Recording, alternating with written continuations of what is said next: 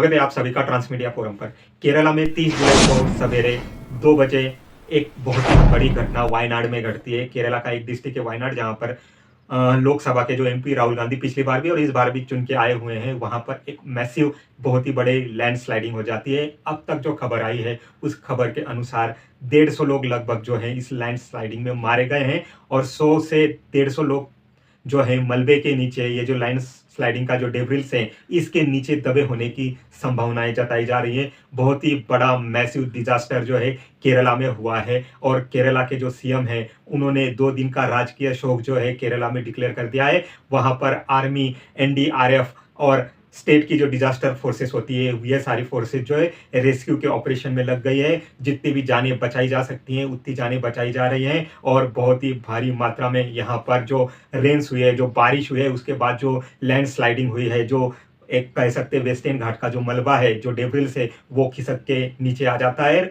वो जो गांव है, 2-4 जो गांव है केरला वगैरह के, उस पर जाके ये मलबा गिरता है। वहां पर जो रिसोर्ट्स, होटल्स हैं, उन पर वहां पर जो भी टूरिस्ट है वो सारे वहां पर दब जाते हैं, फंस जाते हैं, क्योंकि ये एक टूरिस्ट प्लेस है। यहाँ पर बहुत ही ज्यादा टूरिस्ट आते हैं और इसी की वजह से ये जो आंकड़ा है डिजास्टर का, ये जो काउंट है, ये 150 से ज्यादा बढ़ सकता है, ऐसी आशंका जताई जा रही है। अब ये जो डिजास्टर हुआ है केरला के वायनाड में, इसके बहुत सारे कारण बताए जा रहे हैं, लेकिन इसरो ने जो डेटा एक पब्लिश किया था 2019 में, उसमें इंडिया के 30 जो डिस्ट्रिक्ट है जो लैंडस्लाइडिंग हो सकते हैं, लैंडस्लाइडिंग प्रोवन जोन में आते हैं, उनको बताया गया था। उसमें से 10 जो डिस्ट्रिक्ट थे वो केरला के ही थे और ये जो 30 डिस्ट्रिक्ट है जहां पर लैंडस्लाइडिंग हो सकते हैं उसमें वायनाड का नंबर 13वें स्थान पर दिया गया था। फिर भी गवर्नमेंट ने इसके इकोसिस्टम को बेहतर ढंग से मैनेज करने के लिए या इसके इंफ्रास्ट्रक्चर को बेहतर तरीके से इंप्रूव करने के लिए कोई भी वहां पर सिक्योरिटी के मेजर्स उठाए हुए नहीं दिखाई देते हैं। अब जो ये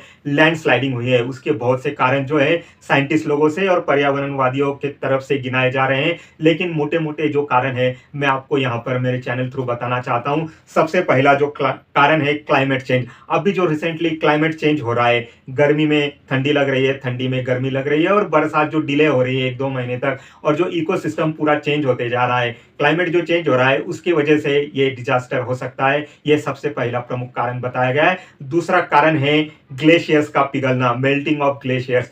जब से ये ग्लेशियर्स पिछले 50 साल से ज्यादा स्पीड से मेल्ट होना चालू हैं, पिघलना चालू हैं, तब से हमने देखा है कि एक पूरे तरफ से सी लेवल जो है, ओशन का लेवल बढ़ना चालू हो गया है, जिसकी वजह से टेम्परेचर जो है, एनवायरनमेंट बहुत ही बुरी तरीके से अफेक्ट हुआ है। बहुत ही बुरे तरीके से पूरे अर्थ का जो है, ग्लोबल का जो है, वो एक टाइप से टेम्परेचर चेंज हुआ है। और इंडस्ट्रियलाइजेशन हम थर्ड कारण बता सकते हैं, जिसकी वजह से जंगलों की, पहाड़ों की बहुत ही ज्यादा तरीके से कटाई की गई, पहाड़ों का दोहन किया गया। इंडस्ट्रियलाइजेशन की वजह से सीमेंट्स के बड़े बड़े घर या फैक्ट्रीज बनाई गई हैं, जिसकी वजह से कार्बन डाइऑक्साइड बढ़ रहा है एनवायरनमेंट में और समंदर की लेवल भी ज्यादा बढ़ रही है। अब ये जो केरला है ये अरेबियन ओशन के किनारे आता है, वेस्टर्न घाट में। अरेबियन ओशन जो है उसका टेम्परेचर फिलहाल बढ़ रहा है। आपको पता ही होगा कि इंडिया तीनों साइड से जो है, अरेबियन सी, इंडियन ओशियन और बे ऑफ बंगाल, तीनों साइड से समंदर से घिरा हुआ है। इसी की वजह से इंडिया पर डिजास्टर का जो खतरा है बहुत ही ज्यादा रहता है, चाहे वो हेरिकेन हो,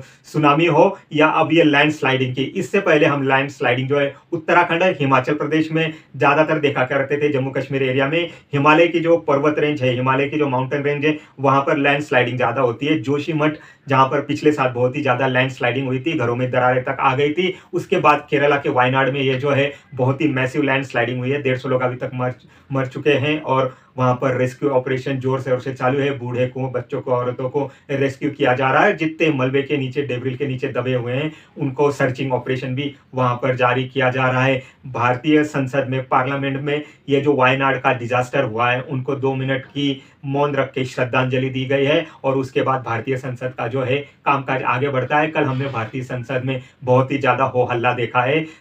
हमने देखा है कि 2024 के जो इलेक्शंस थे वो कांग्रेस और कांग्रेस का एनडी अलायंस, इन्होंने जाति जनगणना और जो है आरक्षण के मुद्दे पर लड़ा था। और ये जो मानसून सत्र चालू हुआ है तब से राहुल गांधी जो है जातिगत जनगणना जो है इसका मुद्दा काफी जोर शोर से उठा रहे हैं। उसका अनुराग ठाकुर जी ने, जो केंद्रीय मंत्री, उन्होंने कल रिप्लाई दिया था। अब ये रिप्लाई क्या दिया मैं आपको सुना देता हूं, आप देख लीजिए यहाँ पर।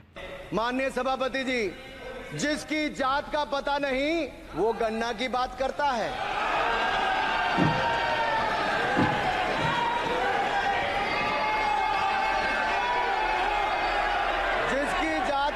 वो गन्ना की बात करता है। देख लिया आपने, जिनकी कोई जाति नहीं वो गणना करना चाहते हैं। अनुराग ठाकुर ने जैसे ये टोंट मारा, उसके बाद राहुल गांधी और अखिलेश यादव एकदम आक्रामक हो गए और अनुराग ठाकुर पर क्वेश्चनिंग करने लगे, उनको पूछने लगे कि आपने संसद में जाति कैसे पूछ ली। उसके बाद बहुत ही ज़्यादा संसद में जो है माहौल खराब हो गया, बहुत ही ज़्यादा शोर शराबा होने लगा। उसके बाद सभापति ने संसद को 10-15 मिनट के लिए जो है एक टाइप से बर्खास्त कर दिया। उसके बाद फिर से संसद होती है। अब आगे देखते हैं कि संसद में जो है अनुराग ठाकुर के तरफ से माफी मांगी जाती या नहीं, क्योंकि ऑपोजिशन जो है अनुराग ठाकुर के माफी का इंतजार कर रहा है। उन्होंने डिमांड की है कि अनुराग ठाकुर जो है वो संसद में खड़े होकर इस विषय पर माफी मांगे। लेकिन इस पे क्या अप्रोर होता है, इसमें संसद में क्या बहसबाजी होती है लोकसभा में, वो देखने का विषय होगा। क्योंकि लोकसभा में तो अनुराग ठाकुर ने राहुल गांधी को काउंटर किया और सुधांशु द्विवेदी ने राज्यसभा में राहुल गांधी ने जो बजट को लेके एलिगेशंस गवर्नमेंट के ऊपर लगाए थे उसका आंसर किया था। पेरिस में जो ओलंपिक चल रहे हैं उसमें इंडिया को 3 मेडल मिल चुके हैं। पेरिस में जो ओलंपिक है वहां पर चाइना जो है नंबर 1 की बढ़त बनाए हुए है, उसको 50+ गोल्ड मेडल मिल चुके हैं। इंडिया के अभी तक 3 ब्रॉन्ज मेडल ही मिले, गोल्ड मेडल अभी तक इंडिया को मिलना बाकी है। दिल्ली में जो यूपीएससी के एग्जाम की प्रिपरेशन कर रहे थे, 3 बच्चे जो राव कोचिंग सेंटर में मारे गए थे, उनकी वजह से भी बहुत ही ज्यादा हो हल्ला हो रहा है। आगे चल के हम देखते हैं इंटरनेशनल फोरम पर इस्माइल हानिया, ये जो हमास का प्रमुख था, इसको इजराइल की मोसाद और सीआईए ने ईरान की राजधानी तेहरान में मार गिराया है। अब ये न्यूज़ पूरे वर्ल्ड में बहुत ही ज़्यादा एक सरगर्माहट, एक बहुत ही ज़्यादा पैनिक क्रिएट कर रही है, क्योंकि ईरान की राजधानी तेहरान में मोसाद ने और सीआईए ने जो मिसाइल से इस्माइल हानिया को मार गिराया हुआ है, उसके बाद हम देख सकते हैं कि मिडल ईस्ट में और रेड सी में जो है ये युद्ध का दायरा जो है, बाउंड्रीज बढ़ सकती हैं। उसकी वजह से व्यापार में और साथ ही साथ ये जो ऑयल एक्सपोर्ट हो रहा है सुएज कैनल थ्रू, इसमें बहुत ही ज़्यादा ब्लॉकेज हमको दिखाई दे सकता है। क्योंकि ईरान जो है वो चाइना और रशिया की मदद से ये जो उसके ऊपर एक तेहरान में जो अटैक हुआ है, क्योंकि इस्माइल हानिया जो है एज ईरान का गेस्ट बनकर तेहरान में आया हुआ था जब तेहरान के राष्ट्रपति पद की शपथ ली जाती थी राष्ट्रपति द्वारा, तो उसको वहीं पर मार गिराया गया है। कि क्योंकि हमास ने 8 अक्टूबर 2023 में इजराइल के ऊपर बहुत ही बड़ा एक टेररिस्ट अटैक किया था, जिसमें लगभग 1,500 इजरायली सिविलियंस मारे गए थे। उसी के बाद से इस्माइल हानिया को इजराइल के फोर्सेस ढूंढ रहे थे पिछले 10 महीने से। कभी वो तुर्की में, कभी कतार में, कभी चाइना में, और अब वो ईरान में जाके लोकेट होता है। वहां पर सीआईए और मोसाद एक स्पेशल ऑपरेशन लॉन्च करती है, मिसाइल से इस्माइल हानिया को मार गिराया जाता है। हिजबुल्लाह के एक कमांडर को भी लेबनान में बेरूत में मार गिराया गया इजराइल द्वारा।